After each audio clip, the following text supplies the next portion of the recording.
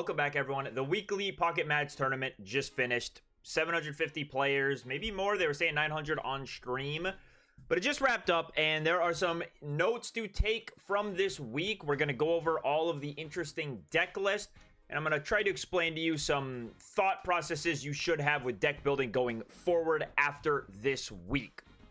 So let's first take a look at, here's the overall meta. I mean, there is a ton of variety here, but really I want to pay attention to some of the more, the bigger decks and their overall win percentages. So we'll talk about like Entei, Blaziken. It was the most popular deck, had a 45% win percentage.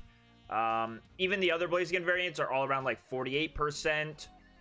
And there are some reasons why I think that is, that we will go into. Mega Absol had 47% win percentage. Greninja and Suicune held on. I think that is because we are in an early meta. These are proven decks already. If you have an already good deck and you're playing into new cards that might not have the most refined list, you're going to be able to come out ahead against them.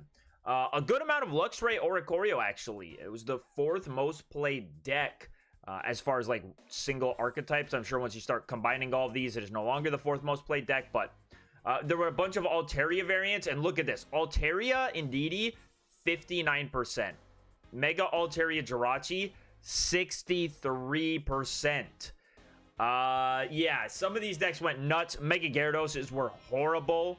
All below 36% is the best for Mega Gyarados. That is awful. And again, I think there's reasons for that they will have to consider going on in the future. Mega Ampharos actually had a respectable 50% win percentage. Only 9 people played it, but pretty good. So this is just an overall on the meta. The big winner was Mega Altaria EX Jirachi, and let's go take a look at Mega Altaria, and I'll give more in-depth thoughts. Before we go any further, about 80% of you are not subscribed to the channel, so if you would please make sure you subscribe if you enjoy the content, like the video, and drop a comment if you're interested in getting either a shiny Giratina or a shiny Darkrai. I'm picking a random commenter on every single video until I run out of all my duplicates. So, hey, if you want a chance at that, make sure you drop a comment and you're subbed. So this is the Mega Altaria list that won the tournament, and this was put together by the Frog EX guys. I think that is a big reason why it did so well. You had a bunch of very, very good players put their heads together to make a very excellent list and a very good meta call. So this is just like the one I showed on my channel. The biggest difference is the double red card technology, and it makes sense. A lot of the games that this deck ends up, or a lot of the way that games go with this deck, is you will use Chingling, Jingly Noise, prevent your opponent from playing item cards, and then when your Mega Altaria is set up, ready to start swinging, you pivot into the Mega Altaria, hit him with a red card, and if it's something like a Stage 2 Evolving deck that needs a Rare Candy combo to put together that evolution into the Stage 2, after using Chingling's not going to let them do that, and then when you go red card, they're probably not, getting it off of that 3 cards. So it is a very powerful, that's usually the main attraction of this deck, or how you want to play it, is going Chingling and then Mega Altaria. And the Jirachi is just, like, it enables you to do so many cool things. We don't play any damage modifiers in this one, because what you can do is you can swing with Mega Altaria and kind of just put yourself in a, I won the game off of that attack, because no matter if your opponent retreats that Mega or EX that you just swung into and didn't knock out, they're not safe from Jirachi on the bench. So the deck has felt very, very good. I've been playing a lot of it today. So the reason why this is being recorded so late is I've just been playing Mega Altaria variants all day. I can't put this deck down, man. It is my favorite. And look, it won the tournament, man. How many times did I say Mega Altaria is the best Mega? It is. I was right. Why? Because I'm a genius, man. But this variant is very, very fun. And so I think if you're any other deck going forward, you need to either go heavy on the Stage 1 lines, or, I mean, at least maybe tech more Maze into your list, something, so that when you're being item locked by Chingling, it won't be the worst thing in the world for you. You still have a way to evolve and get up into your Stage 2, because otherwise you're just never going to get to play the game if you're going too greedy with your list. We'll take a look at another Mega Altaria variant that also did pretty well. Like I showed, this deck also had like a 60% win percentage. Mega Altaria EX is just ridiculously strong. This is just Indeedee with Giratina. instead of running those really soft, squishy baby Pokemon that the other list does, you go for a board state with a lot of really big psychic attackers that all have very good attacks. And sometimes that could just be enough, right? I mean, everything on board has a lot of HP. Nothing here is considerably easy to deal with besides like the Indeedee, but Indeedee for the most part is just a bench sitter, heal 20 damage from the active every single turn. It is very, very scary to deal with, and I love the double Rocky helmet in here.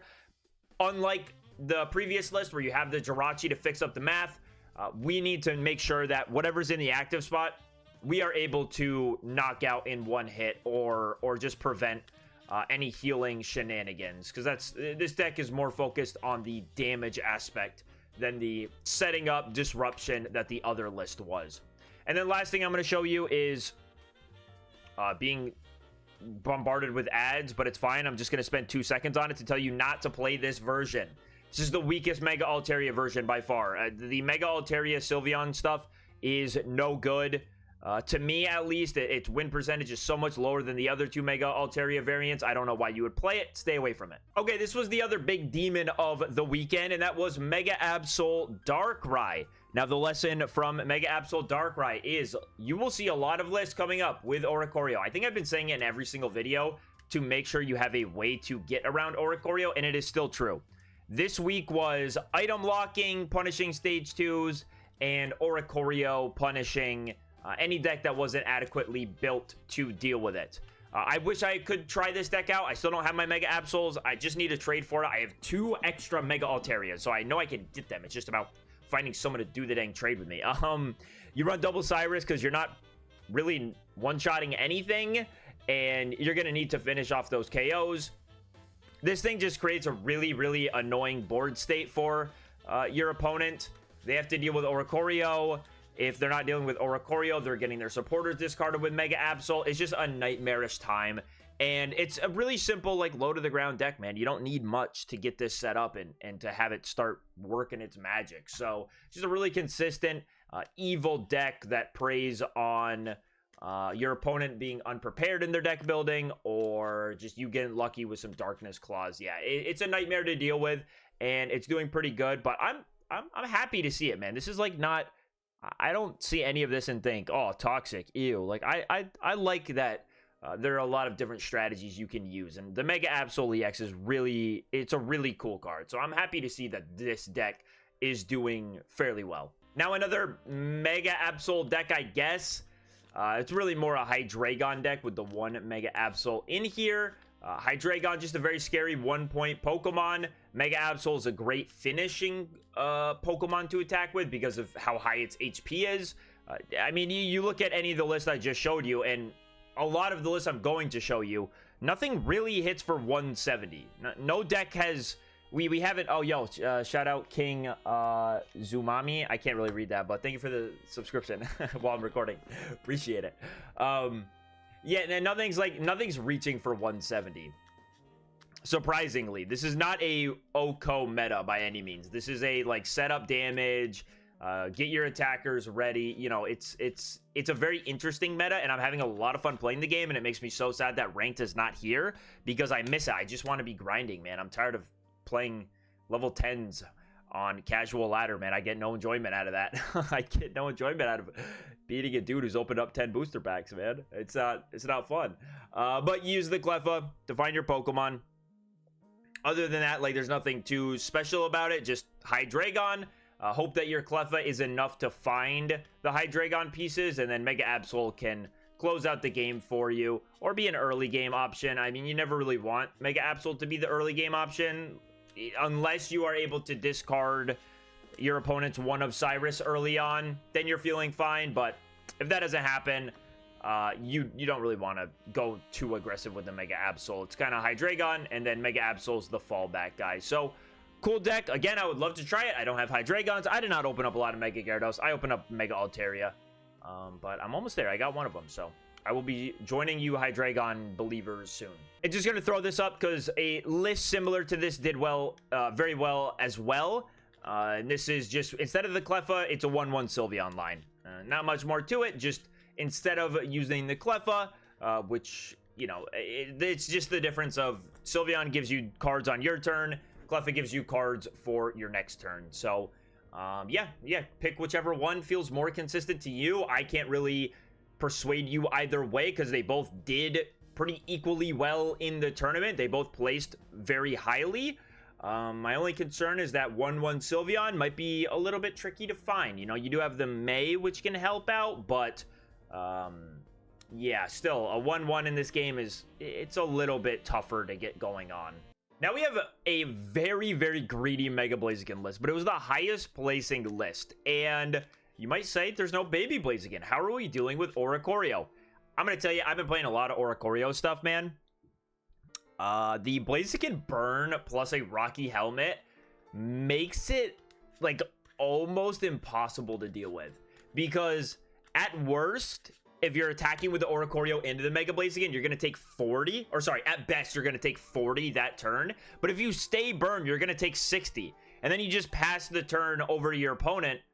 And without them even attacking with Blaziken again, the Oricorio gets knocked out. Like, it is a lot of persistent damage coming from the burn effect and the Rocky Helmet that you might just not need the baby Blaziken, to be honest. I kind of get more scared of the big Blaziken because not a lot of the Oricorio decks really have a great follow-up to that either, because again, the Mega Blaziken can get through an Oricorio very fast, and if they just opt not to attack into it, I mean, you have a 210 HP Pokemon you have to deal with, right? You have to deal with the thing.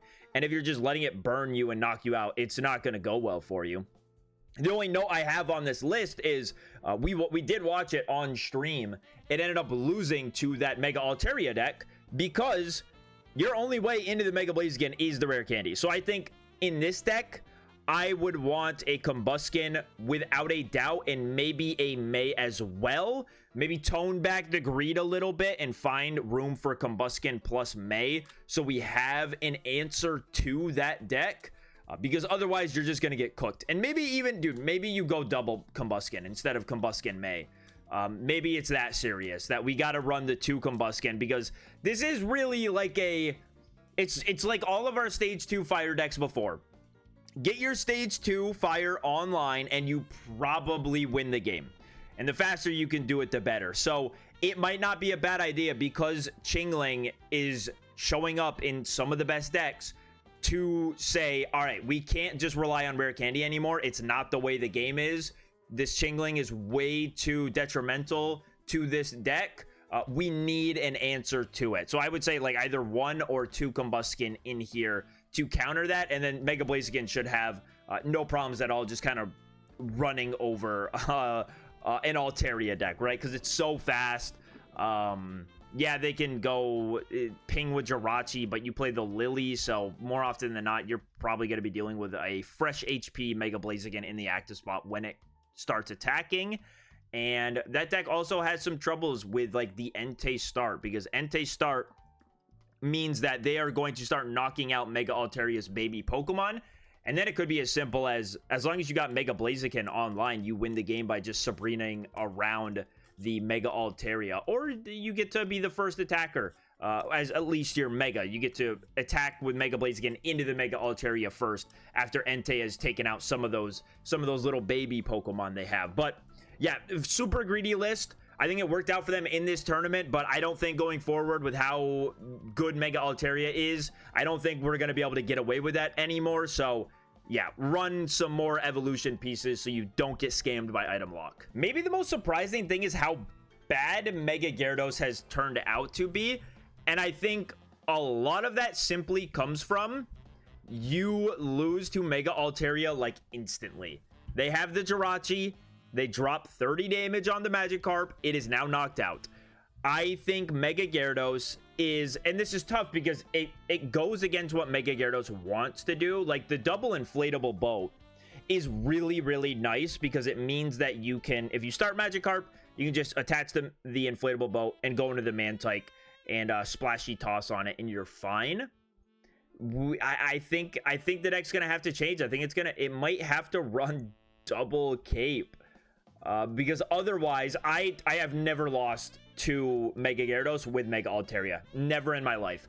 It is such an easy time, whether the Jirachi is knocking out the Magikarps immediately, or my Jirachis are just dropping damage on the Mega Gyarados over and over, and then I get to Cyrus it up and swing into it first with my Mega Altaria. It is not a good time for it, and that being probably the new best deck, or at least top 3 best decks, it really doesn't want to just take an auto loss, because it's not like any of its other matchups are like straight 100 zeros, like how bad it loses to Altaria. So Mega Gyarados, I think, also has to change going forward in order to stay competitive. I hope someone figures out the list. I would love it. I mean, just the more Megas I see, or the more decks I see that have competitive viability, the happier I am, man. So I think Gyarados got to drastically change for it to stay relevant. You can't take an auto loss to one of the top decks, especially not like a 90-10 auto loss. It's just, you're not going to be relevant.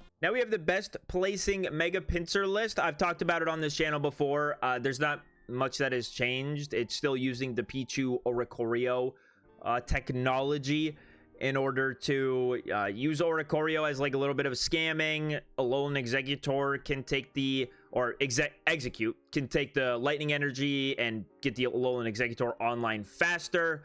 And then you have Mega Pinsir as just like your final boss in the deck if you're ever able to get him online. Coin flip deck, it's pretty fun.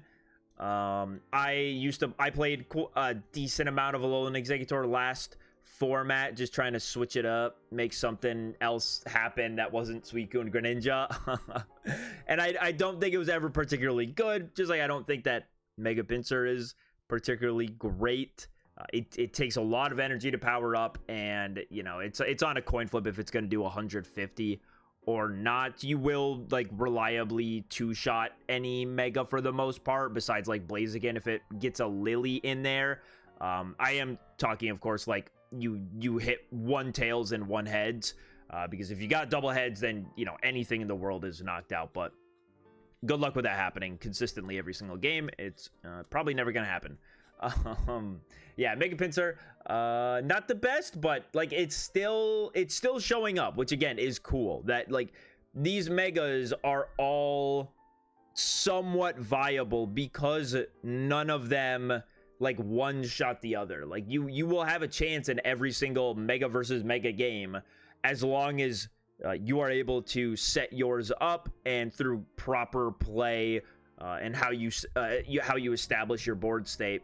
As long as you can be the Mega that attacks second, you can have a pretty good time against any of them. So it's very cool. I'm very happy with how they designed this set, and I'm excited for the future. I think the only thing they need to avoid is ever making a Mega that has some sort of built-in draw, or is able to like one-shot anything in the world.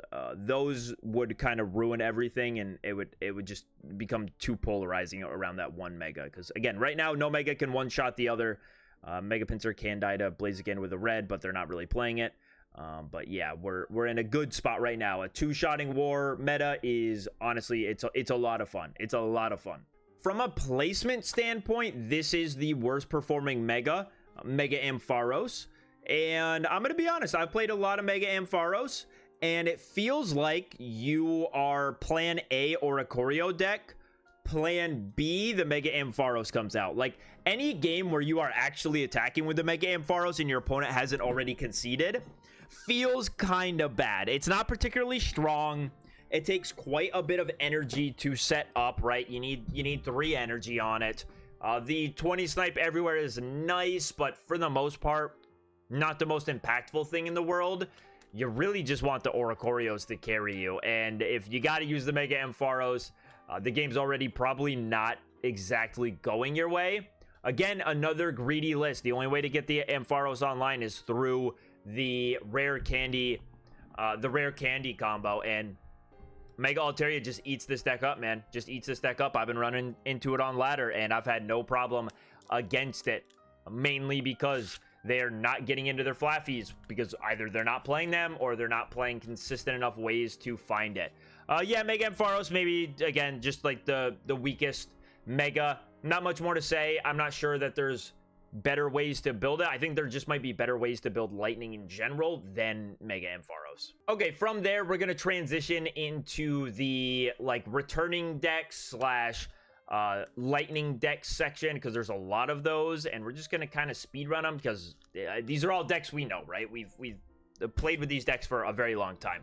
Silvally Oricorio. This deck actually was the first, it was the highest placing deck after day one. If you don't know how the tournaments work, you play day one, and if your record is good enough, you go on to day two, where you are, like, actually competing to win. It becomes best of one, or not best of one, best of three. If you lose, you are knocked out of the tournament. But yeah, so the only difference really is that now we're just going double Oricorio instead of double Zeraora like last format. And again, it's just because Oricorio is very, very strong. Not much more to say about it here. You got all your favorite supporter cards. Change them if you want, or don't. I don't care. I don't play Silvally that much. I haven't for a while. I never I think Silvally got kind of ruined for me when it first came out, and it was Silvally Rampardos. The Silvally Rampardos times were some of the most, like, irritating Pokemon Pocket ever. It was so not fun doing Silvally Rampardos wars, man. Not an interesting or fun matchup. We do have a Raikou deck that did pretty well, and again, I think Oricorio is a big part of that, because it's not like Raikou was ever particularly that strong. You do have the Pikachu, though. Like, the nice part is that the Pikachu now has an ability that when it does attack, it just wins you the game by hitting for 150 or 170 with red, instead of being a two-prize knockout that, if used at the wrong time, loses you the game because you lose all your energy and you still have one more point to go. Yeah, I mean, Raikou, Oricorio, Zeraora, elemental switches to move your energy around, double electrical cord makes sense to keep all the energy in play. Not a lot of Guzmas that we're seeing, but not a lot of, like, super relevant tools either. Yes, these lightning decks are all playing double electrical cord, but I mean, other than that, you know, there's not a whole lot of tools going around that really change the way the game ends up. We have Luxray. I just did a video on Luxray the other day, so if you want a more in-depth, like, how to play it, how matchups go, that is right on my channel. But yes, Luxray did do fairly well in the tournament. A few people got top 64 with it, so that was cool to see. You run one of the new Luxray and one of the old Luxray that does 120 damage snipe, and Oricorio again carries this deck for sure. You use the two Luxrays to deal with their Oricorio answer, and then Oricorio kind of finishes the game for you. Then we also have Jolteon. So Jolteon fell off pretty bad. It did. At the start of the meta, this deck was doing very, very well. And in this tournament, only one, I believe, made it to the day 2 portion of the tournament. So it seemed like a really scary deck right when the format started a few days ago. But it is already starting to lose. And again, it's an Oricorio deck. You are going to do worse the more that people respect Oricorio. And it's not like Jolteon is the strongest follow-up after an Oricorio. I mean, it's going to do 80 damage. It can get early damage with its electromagnetic wall ability in the beginning of the game. But yeah, just for some reason, it's not holding out, and it does have like quite a bit of variance to it as well. Like, ideally you'd want to start with the EV and evolve into the Jolteon immediately just to get that extra damage in play, but if that doesn't happen, then you're just a Zeraora or a Oricorio deck for the time being. It's a fun deck. It is very, very fun, but I'm not sure where it goes from here, if it can even hold on. Because 140 HP is, like, it's really low, man. I mean, it's a squishy EX.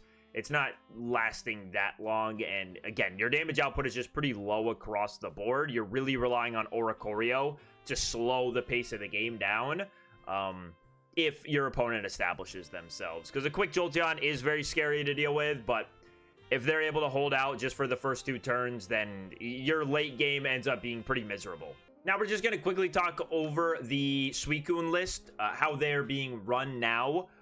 We saw quite a bit of them tech in this new Greninja, and the Greninja is on, like, it's a problem. to deal with. It has 170 HP. If you're playing double cape like this list, it's gonna have 190 HP, and it does 100 damage for 2 energy. Like, it's really strong. And after your opponent maybe brings up their Mega to knock out the Suicune, it's a really hard thing to follow up. Like, this Greninja EX is almost like a Mega. I mean, it doesn't have 210 HP, but for the most part, you can still kind of two-shot them, right? Like, a Mega Blaziken without a Lily is going to get two-shot by this Greninja. A Mega Altaria is going to get two-shot by this Greninja. It's like, it has the stats, and it's so easy to get online, and you can set it up so consistently because you are drawing so many cards with Suicune that, yeah, it's a real problem. The best placing list actually didn't play the Greninja EX, but overall for the tournament, the Greninja EX version had a much, much higher win percentage than regular Suicune. We also had Suicune Oricorio. The only difference in these lists is that they now have a May in here, which makes sense because, like, if you start Oricorio or Froakie instead of the Suicune, it can be kind of hard to find your evolution pieces. But yeah, this deck is still, like, it's just as good as it always was, man. And then we have this last variant here, which is the usual Suicune Greninja, or this usual Suicune list. This one has a 1 Oricorio and a 1 Giratina. I don't need to talk about Suicune anymore, man. I did it for 2 months straight. I'm good on that. Now, these last few we have are just some fun lists. So this was an Arceus Crobat deck that ended up doing pretty well. It's like a mix between Arceus babies and having this Crobat, because you now have the May, so you can set your stage 2s up a little bit more consistently. And yeah, you can swing for 160 damage each turn. The Crobat deals with Oricorios like ridiculously easily. It's gonna, as long as you have Arceus in play. If you have a Crobat but no Arceus, things are probably not going the best for you. It's a very weird game, variance wise. But the Crobat, it's gonna deal with Oricorios like no issue at all. It's also just a pretty good 1-point attacker. Against, like, the baby deck that I showed you, if you are able to set up the Crobat, or the Mega Altaria, you know, you will be using Crobat's ability to just knock out any babies in the active spot. So that's something to not forget about either. That is very, very relevant. Unfortunately, like, Arceus hitting for 160 is so... It's like such a whatever number right now. Like, after looking at all of the decks we just did, it's such a whatever number that I don't even know, like, how you build Arceus going forward from here. It just doesn't have as much HP as all these other guys. It can two-shot anything and doesn't really get one-shot back by any Mega, really. Gyarados will pack it up, and Pinsir will if it hits a heads flip, but the more relevant ones, Altaria, Blaziken. Blaziken's not going to do it because it can't be affected by the burn. Altaria is just going to be 10 damage short, but one thing Arceus has always struggled with was if decks have bench snipe, because you can just kind of force that Arceus to come up to the active spot, and so Altaria probably just goes Jirachi, Star Drop on the Arceus, and then Cyrus it up, and that's kind of it. Or even just putting the 30 damage on the Arceus, and once it comes up and attacks and it only has 110 HP, it's going to get knocked out, and then whatever else becomes active following that is also going to get knocked out by Mega Altaria. So it's an interesting deck. I don't know that we'll see it go forward. I mean, this version, like this deck has not really been a thing for a very, very long time. So I would be surprised if the 3-point meta has, you know, really brought it into like a top tier position, but it was just like a one of in top 64. So it was a fun deck, thought I'd show you guys. And now we have a ridiculously fun deck, Victreebel. So this is, I can't even tell you how this deck did good. I'm gonna be honest. I don't know. Because the Fragrance Trap is like, dude, you're only doing 60 damage with Victreebel. Fragrance Trap only brings up benched basic Pokemon to the active spot. So, I mean, if you get the guy online really fast, you might be able to like start knocking out the Megas before they ever evolve. You have the Chingling, and then if you don't get to knock out the Mega before it evolves, you do have the Celebi, which just devolves the Pokemon. And I don't know if I need to explain this for anyone, but in case you're confused, if you were to, like, let's say you devolve a Mega Blaziken and that knocks out the Torchic underneath, you only get 1 point for that. You don't get 3 points for devolving a Mega Blaziken, because it's not the Mega Blaziken that got knocked out. It's the 1 point Torchic that got knocked out. There's also the one Pichu, one Oricorio in here. The Pichu, like, does make sense because Victreebel can attack for a colorless and a grass energy. And I guess if you're going to run any sort of energy acceleration, like the Pichu, and then you get access to the Oricorio, is probably just the best. But very interesting deck. Let me know if you guys try it out and you're understanding something that I'm not. It was at the very bottom of the day 2 standings. So it did good enough to get into day 2, but it wasn't able to convert past there. Yeah, just a very, very interesting deck for sure. And then the last thing I want to say in this video is rest in piss Darkrai Giratina. This was the best performing list. It was in maybe like top 64, maybe not even. We won, guys. War is finally over. No one's playing it. It's a bad deck. Don't pick it up. Don't try to make it happen. Do not try to innovate Darkrai Giratina. Leave it in the grave, man. It's done. It's over. We don't want it anymore. And thank you guys so much for watching. Subscribe to the channel, like the video on your way out. See you on the next one.